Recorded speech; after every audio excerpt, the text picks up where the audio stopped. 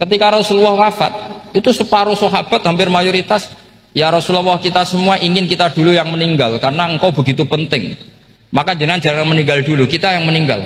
Kalau kita yang meninggal itu gak apa-apa, tapi kalau engkau penting, jangan meninggal. Tapi ada saja sahabat, lah tidak seperti itu. Saya suka Rasulullah meninggal dulu. Alasannya masuk akal. Biar Allah menyaksikan saya kama usaddikuhu hayyan usaddikuhu maitan. Allah biar menyaksikan saya iman kepada Nabi ketika masih hidup, dan saya buktikan setelah mati pun, setelah meninggal pun, setelah wafat pun iman. Jadi ternyata baisnya itu supaya orang tahu bahwa iman kita kepada Nabi itu iman yang super. Jika ketika beliau sugeng ya kita iman, setelah wafat juga kita iman.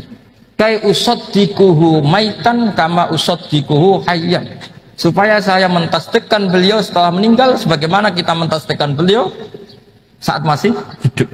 Dan ternyata Allah ridho dengan perkataan sahabat itu. Kenapa Allah ridho? Karena menjadi pelajaran bagi orang-orang yang ditakdir gak menangi Rasulullah SAW. Tetap mereka iman.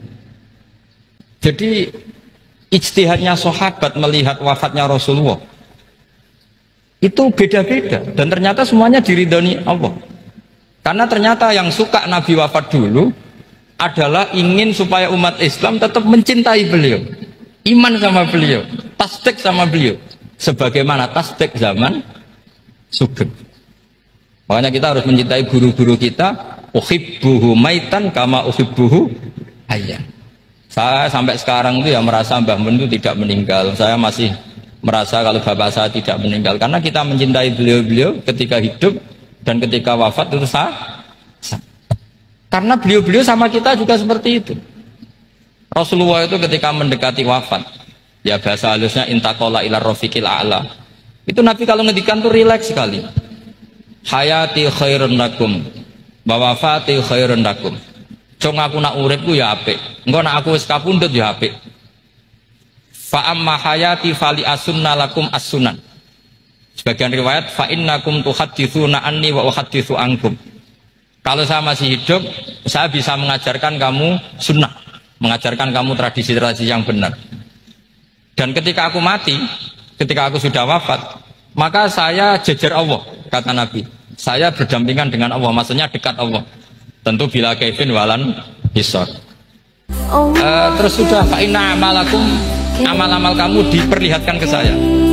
Berhubung saya sudah dekat Allah, kalau amal kamu baik, saya muji Allah. Kalau amal kamu buruk, saya langsung mintakan ampun kepada Allah. Jadi Nabi rileks sekali. Artinya saya hidup bagus karena bisa mengajarkan kamu as-sunan wa syara'i. Kalau saya wafat karena saya dekat Allah. Kalau kamu baik, saya muji Allah. Kalau kamu buruk, saya mintakan ampun kepada